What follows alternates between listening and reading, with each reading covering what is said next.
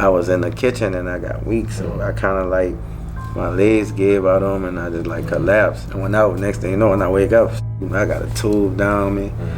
Like something was breathing for me or something. The whole time it was a breathing ventilator. So when you woke up, how long was you under? How long was you? They said I was gone under for a few days. Like when we say under, you literally died. Yeah.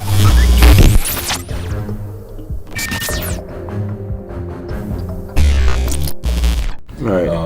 About what happened with yourself and why you was off the scene for a while. Yeah, man.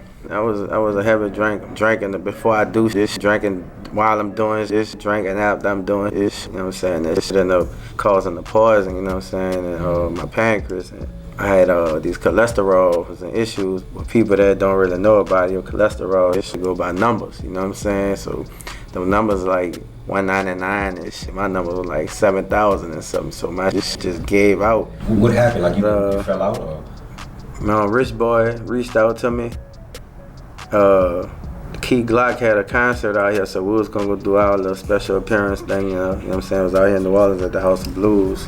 I get there and I'm like, man, something ain't right, you know what I'm saying? I just went to feeling weird. I hadn't been out running the streets the whole day, trying to get ready for that night. I did all kind of running, I make it in, you know what I'm saying? And around the time, like, you know, me and my spouse, we was, you know, kicking it. I was in the kitchen and I got weak, so I kind of like, my legs gave out on me and I just like collapsed. So I went into, let me get to her so I could get her. And I didn't even have enough energy to even yell her name. So I had to crawl from like the kitchen area to the bedroom.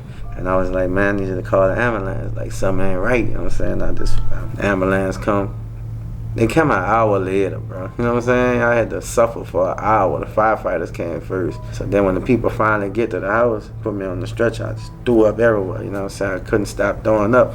So then they hit me with something, you know what I'm saying? I went out. Next thing you know, when I wake up, shit, I got a tube down me. Like something was breathing for me or something. The whole time it was a breathing ventilator, you know what I'm saying? So I didn't know what was going on. It was like a whole nother life after that, you know what I'm saying? So when you woke up, how long was you under? How long was you? They said I was gone under for a few days, like. When we say under, you literally died. Yeah, like they had me on the thing, man, breathing for me and shit, you know what I'm saying? They had tubes everywhere, you know what I'm saying, all over, like, you know what I'm saying? So I freak out, checking that shit out, pulling that shit. So they were like, man, you made a 360 because it was like you couldn't even breathe on your own. And at the end of the day, it's not nothing that I'm ashamed of, you know what I'm saying? I had to embrace that situation and move forward because, you know, I put myself through that situation. When it happened, when you fainted and stuff, and the hospital came and stuff, right? You was your size. Yeah. Damn. Okay. I lost like 47 pounds because I couldn't eat. And I barely was able to like drink liquid, so But then how much time? 3 months, no food. Like I just sipping water here and there, throwing that shit back up, having to take all these medicines. I'm getting stuck, getting blood transfusions, all that shit, cause my body wasn't being fed nothing to, you know, I couldn't eat the fruits and shit and all that. So, you know, then I started drinking like apple juice, so that became my favorite thing. I'm like, I finally could drink something. So they was giving me these little cartons in the hospital. I'm drinking it, but it's like, man, throughout the day I might have drank like 2, 3 of them, but then they still was making me sick because my body just was like rejecting everything till that shit was fully ready to start back accepting like anything. So now at this point I got to see bone. I'm skin and bones now, you know what I'm saying? I was muscular and thick, you know what I'm saying? But you, I mean, you look good now, though. Yeah, I gained like 25 pounds since that situation happened, you know what I'm saying? I'm like, how do you feel about your weight right now? I love it, you know what I'm saying? I got rid of the gut, you know what I'm saying? I don't drink, so I think that's why I couldn't get rid of that. So I basically, I love my new look, bro. I'm walking around with no shirt on around here, bro. I'm in the gym lifting weights, you know what I'm saying? I'm doing more setups, so now I'm back on my regular routine, like.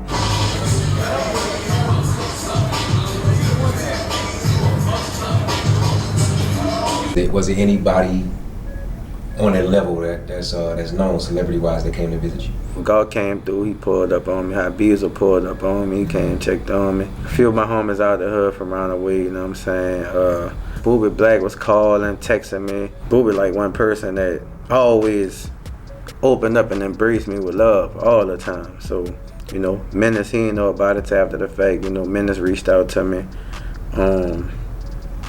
A lot of people, you know what I'm saying? Was it any haters? Was it any like negative? I had got a lot of negative comments, negative energies from different people.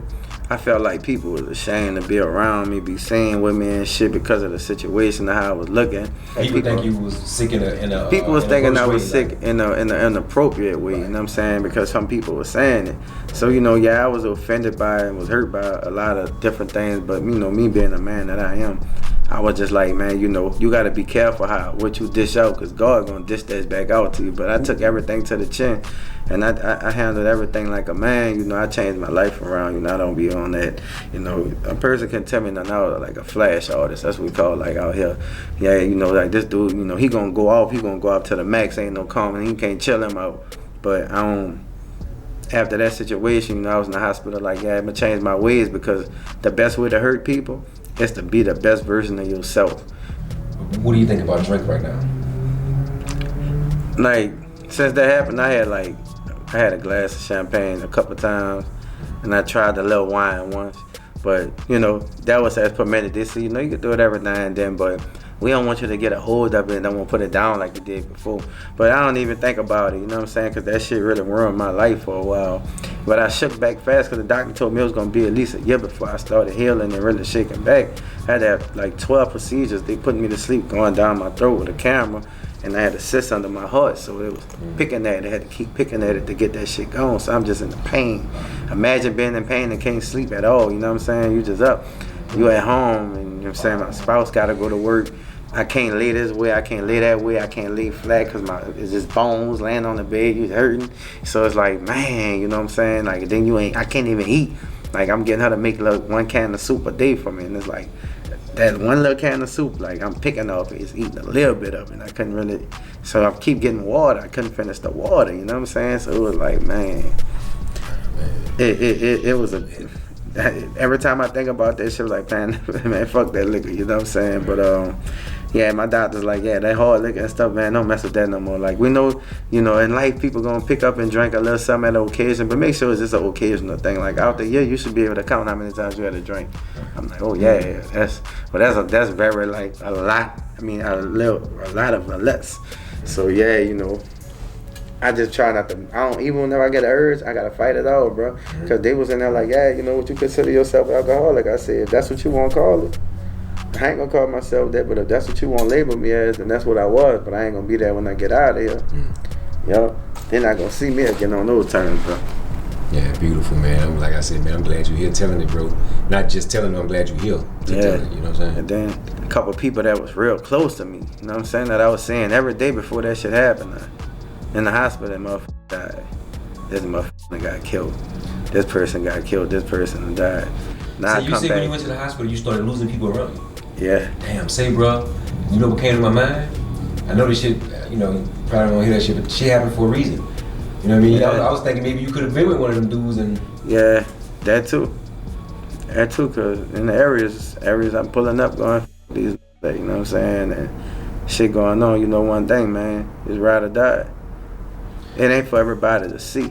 It's for people to always wonder if that's really who you are, but at the end of the day, you know, out the game is infested with rats now, so anything going on, and I'm there, and I'm with my homies, and we cool, and it go down, and I mean, I'm gonna bag you the exact same way I would expect you to bag me, and that's the gift and the curse of the game, but that don't take away from me being a good person, but it just, even though, like, I went to church today, I joined church, did communion, at the end of the day, I still live by the G code. Yeah. No matter what.